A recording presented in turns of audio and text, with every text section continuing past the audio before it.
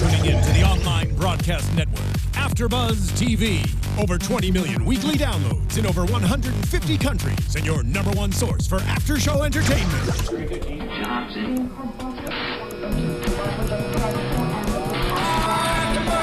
AFTERBUZZ TV, the destination for TV superfans, producing after shows for over 300 of your favorite TV shows, interviewing celebrities and showrunners, and bringing you behind-the-scenes exclusives. All thanks to E! Entertainment's Maria Menounos, producer Kevin Undergaro, and internet leader Akamai.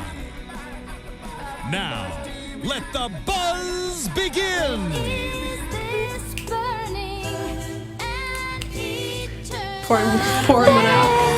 Pouring one out for the homie, candle blogger. Yes, to pour one out for the homie. None of us have cups today. We should light I candles would, for yeah. her.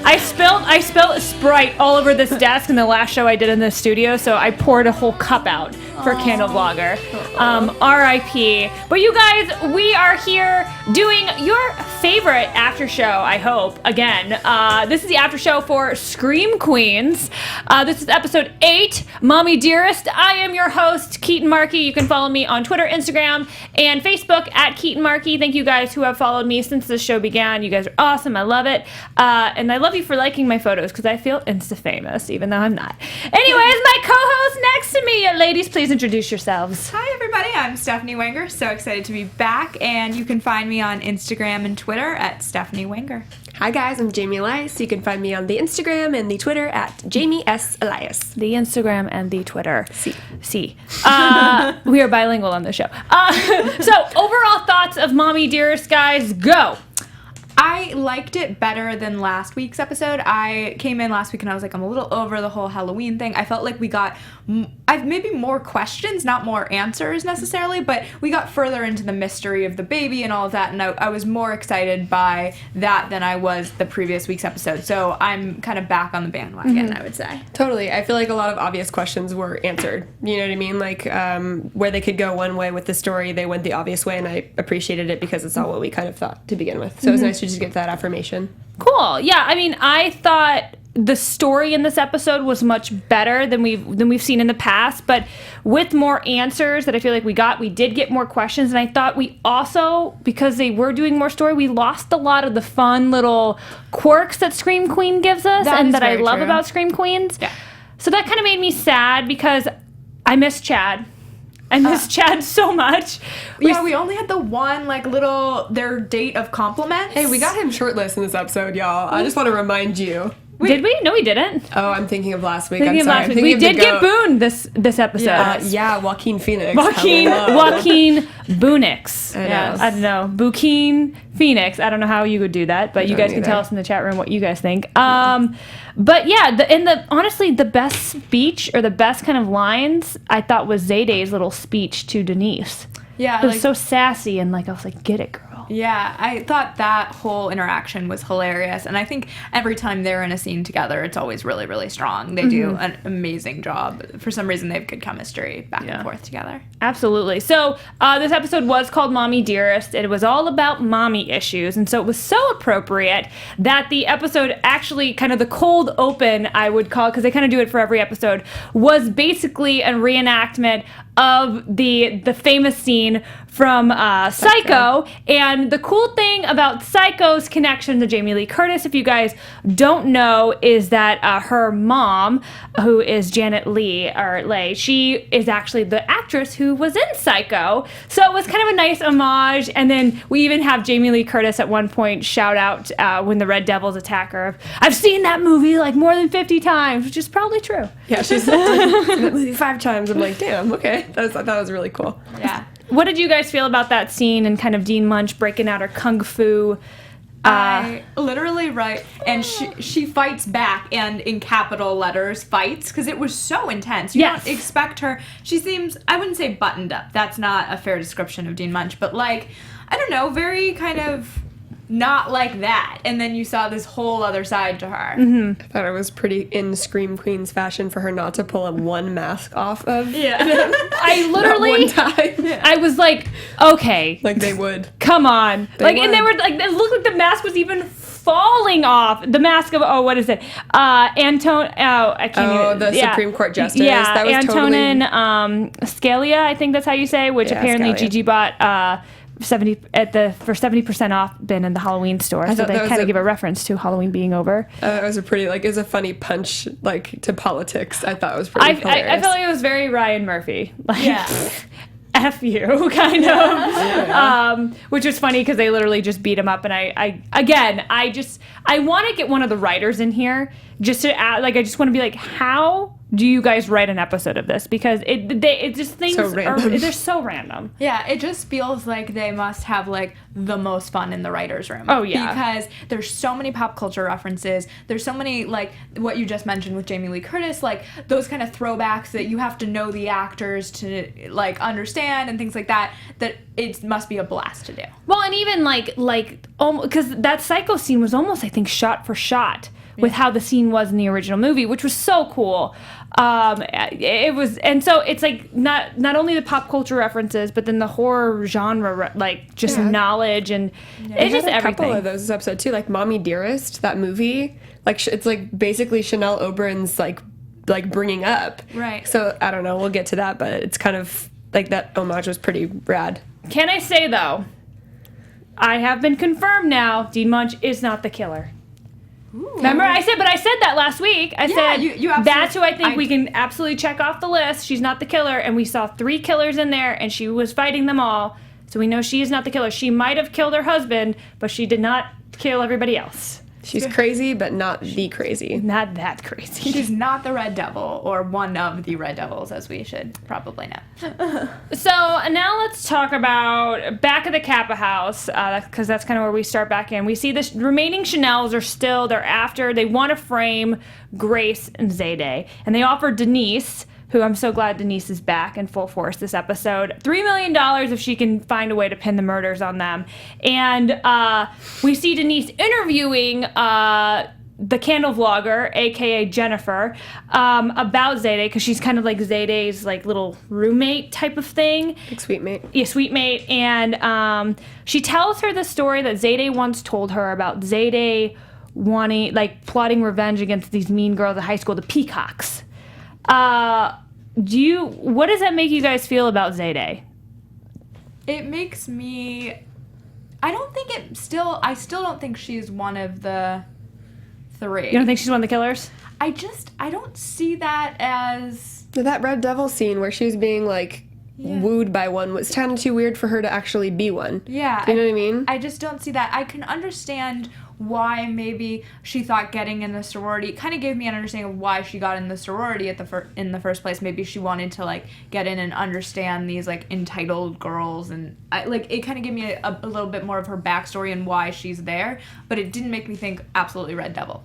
Mm-hmm. I think she's being set up, just like everybody's being set up to be a suspect.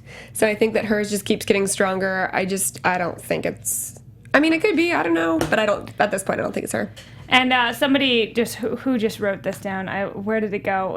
Oh, Jorge Jimenez just said, "Those who pill together, kill together." That was so funny. Thank you, Leah Michelle. That was freaking hilarious. Where did you hear that? Nobody says that. Nobody's ever said that. That's so funny. That was a great line. But then we see, and Denise has kind of been after Zayday almost since episode 2 or 3 for a while now. Yeah. Since the chainsaw thing. And so it was kind of interesting to see Zayday come out and give her that speech is, if you keep messing with me, I will ruin you, basically. Yeah. But that was that kind of speech I felt is given through this entire episode. Didn't Grace have a speech like that too? I'm dangerous. Don't, you know what I mean? I feel there a lot of characters are developing that kind of.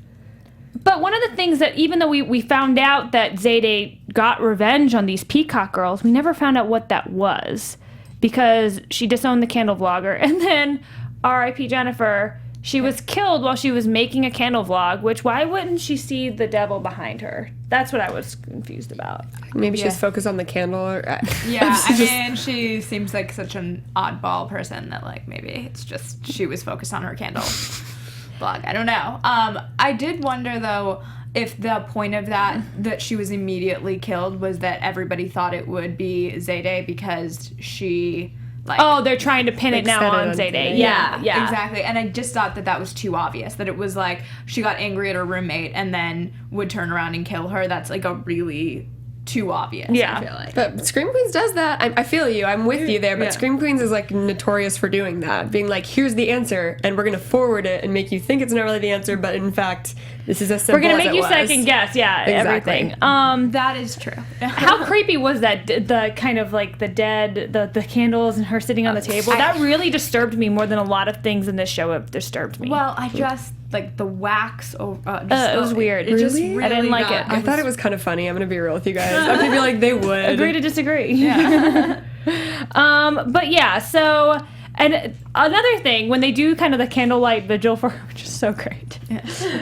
All those candles were lit, and it was an outside shoot. So props to whoever had to keep all those candles lit, because I'm sure that was a pain in the butt. Do you think that they were real candles, or do you think they were like the fake where you go underneath and like turn it on like battery operated all candles? the candles in her room were real candles. Yeah. And I think they looked real. Okay. I think they look, because they did a couple like closer things of like, you know, the Chanel and stuff. I think they were all real, but regardless, it's probably a pain in the butt to like make sure everything's working. Oh no! And, yeah. Props to their crew, regardless. Yeah. I just was like, on a technical note, what do we think? No, I mean they do. That crew works hard. You can tell with everything that they do. Absolutely. Absolutely. So, let's see. Then where do we go? So, then Chanel hires Scotland Yard Yeah. I thought this was the best part of the episode. to find out who the killer is, and they end up only finding out that Chanel number 5 has been working on, who's been trying to kill Chanel, and they also discovered that Grace's mother was at one point the president of Kappa when the bathtub baby was born, and thus the girl who wanted to make "Don't Go Chasing Waterfalls" the official song, anthem, special thing, national anthem, I think. Yes. I kind of love that that's her mom. Yeah. I like kind of love that. I'm like, that is freaking hilarious. Her mom was like the precursor, like the 95 I know. Chanel. Guys, I kind of, we'll get to this at the end, but because of this, I have like such a new theory for the end of the show. Ooh. Like very nip Now tuck. I'm super excited to hear that. I know. But I have to say that I felt like it really kind of paints this picture of that Grace's mom was the exact opposite to what she is trying to Yeah. be. Like this, like all put together and investigative, and she. I don't believe for one second when Gigi talks about that she's failing out of school. I don't believe that for a single second. I don't either. Yeah, like that seems crazy. Well, but this also makes me question her dad even more. And like, so a lot was revealed about Gigi. We see kind of like a whole Gigi versus Grace element this episode, because Grace and Pete, she can't get the info. She gets the name of the woman who had the baby. Sophia, right? Sophia, oh my goodness, what is it? Sophia Doyle? Yeah, Sophia Doyle. Doyle. She gets the name Sophia Doyle from Dean Munch, so she kind of keeps her into the bargain, but not really. And then they go to the insane asylum because they're like, oh, she must have gone here. They get paintings from the crazy woman who paints I Paint Them All, and they get a picture of just Gigi, and then they get a painting of Gigi with a boy and a girl baby, which I don't know, guys. Last week we discussed maybe they're siblings, but then we also figured out that I don't know, maybe the girl baby, maybe they're not twins, not brother and sister. Maybe the girl baby was the president's baby because she got rid of her. I don't know. That's what I Okay. started to wonder With- if they're two moms. Yeah. Or two. Yeah. Okay, going back to like Mommie Dearest, right? So that's what this episode's called. Yes. In Mommie Dearest, the girl is adopted. So this made me think like, what if Chanel is adopted? What if Chanel is the bathtub baby? What if Chad is Chanel's twin brother? What if this whole thing is like a nip tuck incest situation? Like that has happened before in those kinds of, in like Ryan Murphy made shows, that kind of stuff has happened. No, you just Mic drop. We Guys, can end the show, guys. We know what's gonna happen I on don't Scream know. Queen. Sorry, spoiler alert. I don't know, that's it. but That's that's what like the happens. first thing I thought. It was like, wow, they actually really do look a lot alike, and that's something like Ryan Murphy and Brad Falchuk would do. Like it is. That's Yeah. like an end goal that could happen. Is that though something that would happen at the end of the first season or the end of the show? I feel like if you have dropped that show is done. Like, But I think it's if Scream Queens gets picked up for another season, which It's an there's anthology, right? yes, There's a lot of rumors. That ratings have been but on the social media, it's kind of gotten a little bit of a cult following, which is great. So we'll see what the network decides. But yeah, I think would be more of an anthology, because how long can you really continue this story? Right. So you're saying that this storyline on this campus or this sorority would wrap up. Yes, I knew it was supposed to be an anthology. Or they would both die. Yeah. And it's interesting. That would be crazy, and I want you here for the after show for the finale if that's the case. Oh my gosh, that would be insane. Amazing. It could be though, right? Am I like a crazy person for even thinking that's a possibility? I feel like if that happens, you like deserve a cupcake. Just nothing surprises me on the show. Like not one thing would surprise me. Wow. God. Sorry. Okay. I'm sorry. No, I love it. I love it. I love how she's like, I'm going to wait to the end of the show. And then I had to. 2 minutes later, you guys. I had to. We got into it, so I was like, it's happening. I can't not. We also got some information about how Grace's father met his mother. So now we know for sure Wes is her father. Because I was kind of questioning, like, was, the whole adoption thing. Maybe she wasn't adopted, or she was adopted by Wes for some reason because she didn't have anybody. But that the president got knocked up, dropped out of college, she became a drug addict, died in a car crash when she was driving drunk, and was pretty psycho. And Grace was told that she died in a fire, and Wes, her dad, even burned the house down. He's kind of a weird. He's weird. Do you think he's just stupid? I think that he's stupid. After this episode, I'm like, I thought you were like conniving and like a mastermind, and now I just think you're kind of gullible. He's kind of like an adult Chad Radwell. Like he's like Chad is just an idiot, and I mean, and he knocked up the president, and so 100%. I don't know. I know. I'm worried about Chad. I'm worried about where his life, the direction is going for Chad. I know. Be careful, Chad. That's like what we always come away with at the end of the episode. We're like, oh, Chad, we hope you're okay. Like, 'cause that's like one of those things where everyone else seems like masterminds and like they're all like working for themselves, and Chad's just like happily bouncing along. And just like, as long as I get to put my pee in some V, I'm good. Even not that. But and someone tweeted us about, do you think he is the mastermind behind all of it and he's playing dumb? Which would be a really interesting twist. It would be. Yeah. That for sure would be an interesting twist. I don't believe it. But I think it would be interesting. Oh my gosh, it would be. Yeah. Yeah, I don't know. But yeah, now, so let's see, where are we now? So Dean Munch, she's obviously a target for these killers. We got the name. So let's see. So we have the portrait. So we see Grace confront Gigi, right. And when Grace confronts Gigi takes off her mask. Yeah, gets mean and gets crazy, which we all know Gigi is crazy, but yeah, it's like she's kind of like, well, me and your dad are engaged. Bomb drop. What?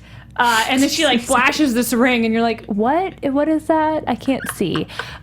She bought it herself. Yeah, which we find out she bought herself, and yeah, she gets scary too. So she shows the Gigi that we've kind of been seeing for a couple episodes, that she is kind of the mastermind behind all of this. But do you guys think Gigi is Sophia Doyle, or do you think? I think Gigi is the hag of whatever. Yeah, she's the hag. Yeah, but I think that she was a friend. I think that somehow her and the dad knew each other before.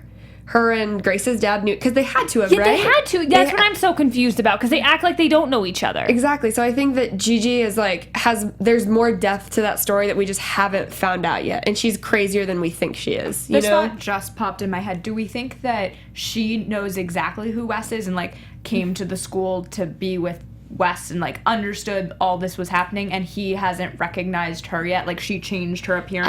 I can for sure see that. Like, that could definitely be something that's going on. Right, because she seems crazy enough that like maybe she dramatically changed something about her appearance. And they said that this plot has been in like the thick for a while. You know what I mean? Yeah. Like, she's like, this is what we've been working towards. Mm-hmm. Like, you're not doing our brand. You know? Yeah. Well, and then Gigi not only goes and tells Wes like all these lies about Grace before Grace even gets a chance to get to her dad, that she's failing out of school, that she has mental problems, and that she should be admitted. If you're a good father, you'll admit her. It's like, what? And he's like nodding his head. I'm like, oh yeah, dude. Well, it was interesting because it came after that scene of him telling her that he always wanted to be a good father and he went to great lengths to do that for her. And then when she's like, to be a good father, you would have to commit her. It kind of made me think, like, is he this guy who would actually consider that? Like, and that was a scary place to be. I think even in like this jokey kind of show, that's an interesting place just as like thinking in real life. Yeah. Yeah. Yeah. That was weird. And I don't understand like why he believes you. It just doesn't, He's stupider than I thought he was. Yeah. I think he's a lot dumber. Yeah, just super naive. Yeah. Seems really naive to Really dumb. Everything that's going on. Just like, oh, okay, like, she thinks my daughter should be committed. Oh, like, everything seems like a surprise to him, and that's disturbing. 100%. Yeah. So one of the things, let's go back to Denise and the Chanels and all that fun stuff, but Denise has moved in now to the sorority house to help kind of find more clues, which is hilarious. Gave us a lot of great little lines. Love you, Denise. We love Denise. And then also we see these couple confrontations between Chanel and Grace, which they play off each other very, very well. And just talking about Chanel, let's talk about her awesome dress tonight with the snake. Yeah, it was it was pretty perfect. rad. Like, where do you find that? What is that? I don't know. Costume designers hit us up. Like, did you make that or did you find it? Like, I just want to know. Hit us with a tweet, please. Yeah. Acid trip. Somebody, Ghost8386, acid trip, LOL. Oh my gosh, people are writing really, really funny things on the chat. Anyways, so we see this one kind of confrontation between Grace and Chanel, where Chanel kind of reveals a little bit of her backstory. And it turns out Chanel comes from a very, very crazy family with a very, very uptight, crazy mother. She also has mommy issues, and so she's trying to relate to Grace. And actually, did that happen in the coffee shop, or did that happen when they were in the house? Coffee shop. Because at first she kind of throws all this information at Grace and like kind of rips her a new one and really hurts Grace's feelings. And then That was mean. that was so mean. That was super mean. Yeah, no, that's like... Even for Chanel, I was like, damn. Yeah, it takes it beyond, like, high school or college, whatever, semantics, and, like, made it kind of awful. Stop talking smack about my mom. Like, Yeah, what? she has like because Scotland Yard gave her a whole file on her mom, and it is really sad because I think Grace she thought she'd figured it out. She has thought she'd figured it out a lot of times in this show already, but I think this is the episode when she was like, I really got it. I got it this time. And then to find out that she comes from like this, basically a version of Chanel, I think that has to... Right. I did wonder if they were trying with Chanel's story about her mother, trying to give her get some sympathy or something going for her, but it didn't work for me anyways, if that was the goal of that. I don't think that was the goal, because I don't think Chanel's a character that like they ever want you to feel empathy for. I think that's like the charm of her, and in a sense, like is that there is no empathy for her. Right. And she's a Joffrey. And there was that parallel. I think that they put that in there just for the Mommie Dearest parallel. Right. That makes sense. Yeah. I just was like, oh, if I'm supposed to feel this, I certainly don't. And I kind of like that Chanel doesn't care what anybody thinks. Like, they've made this character that will say anything, do anything, and she doesn't care who she... Oh, I think that she cares what everybody thinks. I think Chanel is like the epitome of what is not what's wrong, but like hurtful things that are hurtful towards women in society. I think that Chanel cares what guys think about her. I think that Chanel cares what her peers think about her. Oh, I think you could absolutely argue that in a larger sense, but on screen at a very surface level. Oh, just zero Fs. Yeah. 100. Like, that's what I like. They wrote a character that, like, the Gives things she says. zero. But Literally yes, I understand it zero as Fs. a larger societal Sorry, I issue. just got way too deep. I No, didn't mean to do that. I appreciated it. Chanel embodies. It's a great point. It's a great point. No, I agree with you that she has a lot of the things that we talk about in, like, why teenage girls and things like that are dealing with some of the issues they're dealing with. You could The point cotton at balls. that Sorry. you could. I can't believe we're going there. Okay. I'm sorry. Yes, you could argue Chanel-ish individuals would be a representation of that.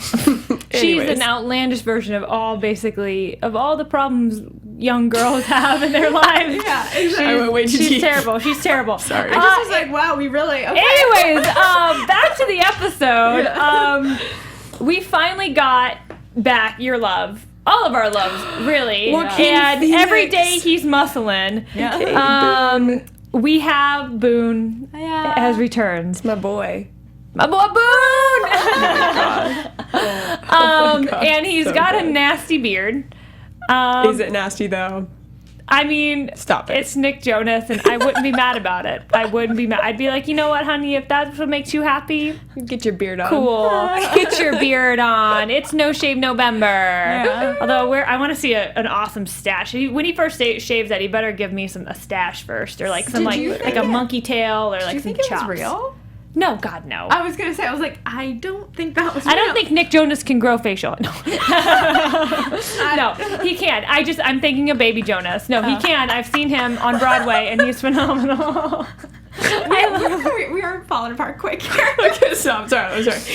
Woo! I love that. Believe me, I have the biggest crush on Nick Jonas. No, Don't worry about I was it. just like, I didn't think it was like, it was so clearly a disguise. Like, that's all I meant by that. Yes, but he looked like Joaquin Phoenix, and Shout out to Joaquin Phoenix. Where's he at? Joaquin! I feel like I haven't seen him in a minute. Okay. I loved you in Gladiator, man. Can I Walk get- the line. You were Can I get your autograph? awesome. And when he did the autograph, it was like very basic cursive Joaquin Phoenix.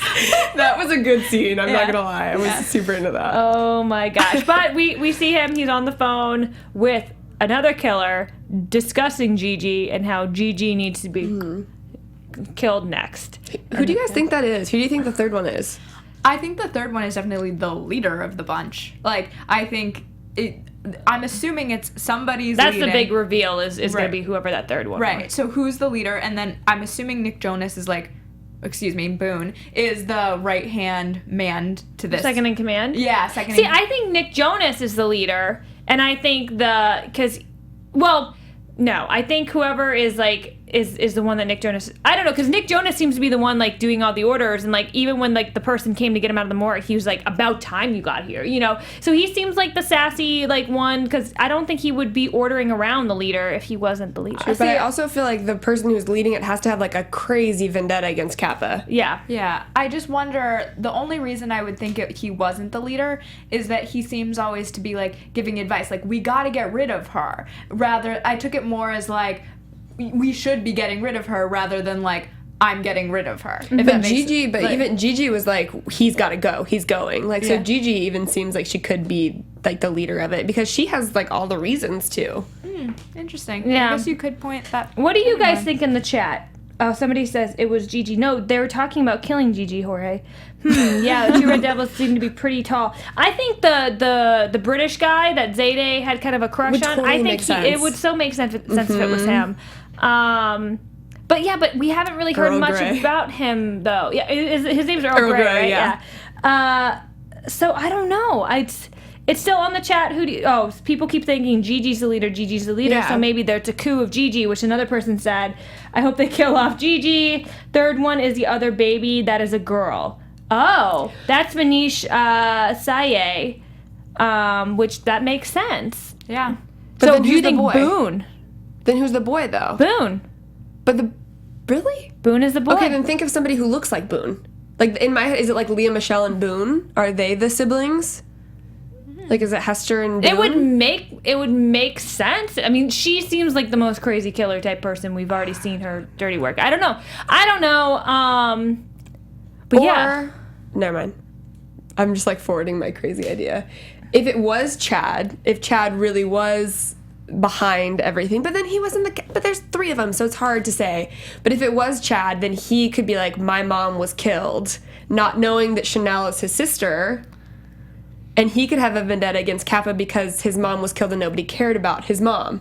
So it would make sense for one of those babies to be the Red Devil, but one of them can't be. It can't be both of them. And then it would also make sense that he's torturing Chanel, the president of Kappa, because technically the president of Kappa let his mom die. Exactly, but not knowing that Chanel is actually his sister. Oh. If that's the case, I could be making I don't stuff up. know. Chanel and Boo, did Chanel say one of her siblings got disowned?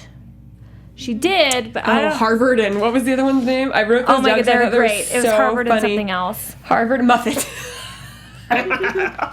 Those names, I was like, Again, yes. the writers. I need to Harvard find out and who you Muffet. are, and I need you to come in the studio. Yeah, Harvard and Muffet. Where do you even come up with that? Where do you come up with any of this stuff? I'm gonna love start it. Googling and just like cold calling these writers because I want you in hilarious. here. Anyways, yeah, we only have 4 episodes left of the show this season, so who knows what's gonna happen? But 4.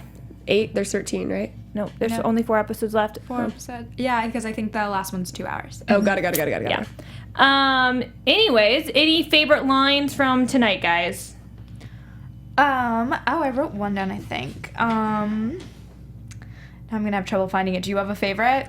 Ooh, I have a couple. Hold up, let me see. I don't. I like that we're all like. All right, here we "Ooh." go. I don't know what brand of G-string you use, but I feel like angels are flossing my buttocks, so thank you. It's amazing. She's so good. Yeah, that's I liked when, again, going off Denise, I liked when she was like, you gotta apologize or I will take your man. I'm like, oh my gosh, she could. I want her to. Please take Chad Radwell. I mean, that would be a whole thing unto itself. Exactly. I just liked when she was describing herself, the way her mother saw her, as a prodigy at firing nannies. Yes. Like, I was just like, that's a phenomenal description of a child. Oh my gosh. And she's like, but none of those things counted. I don't know why those weren't grades in school. I'm rich, stupid rich. That's what. Vanish. Okay, Vanish. You've already said cool things. Okay, wait. TL Graham. The real question is, why are you the same size as a 40-year-old woman? That was a good one. That was really good. Oh my goodness. That was super good. Chanel number 5's pissed. She's like perpetually mad. I think she's one of my favorite characters just because like she says intelligent things sometimes and people are like, no, you're stupid, Chanel. I just think it's so funny, her character. Yeah, I just feel like she gets like brushed under the rug because she's just Right? like, they don't believe anything, and you're like, no, that was a good thought. Why is no one believing her? Okay.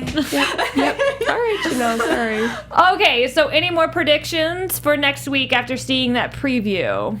Any predictions online as well? Predictions. I know you dropped a big one today. I know. I know. I have to say that I still am pointing a finger towards Grace as being the third person involved in all of this. Okay. I feel like she is trying to be such a goody two-shoes, and I'm not sure that it's not going to swing back around. What I just need to throw this out there while we're waiting for more predictions is, I'm an American. I don't need to understand anything. Oh, Scotland Yard. Yeah, that did make me laugh so out good. loud. Yeah. That's really funny. You know we have no jurisdiction here, right? So Wait. good. Oh, somebody said. Oh, Nigel Green says there's a pic of Nick on set with forked stab wounds that Zayde gave to the Red Devil.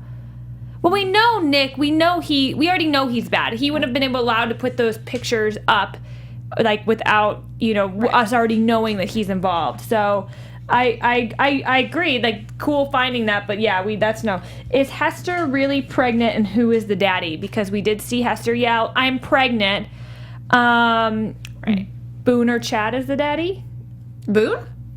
I don't know. We don't know. They could be working together in cahoots. Because Hester's into that stuff, like these creepy dudes. I just wondered if it was Fox playing with us on that one. I'm not sure I believe that Hester's Really pregnant? really pregnant. I felt like maybe... Unless they do full circle. Yeah. Unless it's a full circle where the end of the episode is that somebody dies giving birth to a baby in a bathtub and it's freaking Hester. Also possible, but I just feel like that was like one of those things where it's going to be like some sort of flat, like somehow those words Or came she out like of her. traps Chad into like Yeah. a relationship. Right, it's something. It just feels like a little too, I don't know. I know we are getting to see Chad's family at some point because Chad Michael Murray is guest starring and he's playing Chad's older brother. Right. If you don't know who Chad Michael Murray is, get out from under a rock. Go watch watch One Tree Cinderella Hill. Story and go watch One Tree Hill. Cinderella Story with frickin' Hilary Duff. It's a classic.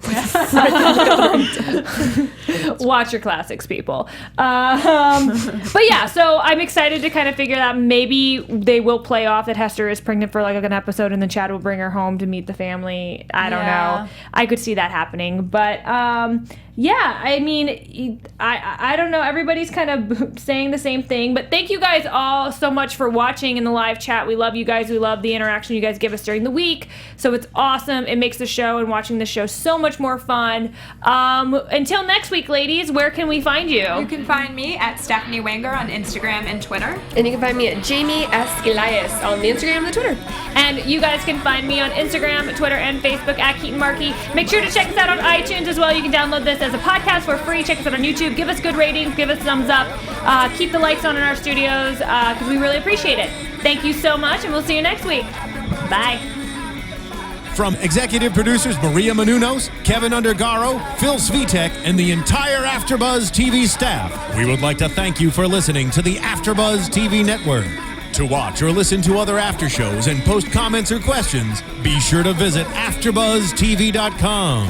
I'm Sir Richard Wentworth, and this has been a presentation of AfterBuzz TV. Buzz you later. The views expressed herein are those of the hosts only and do not necessarily reflect the views of AfterBuzz TV or its owners or principals.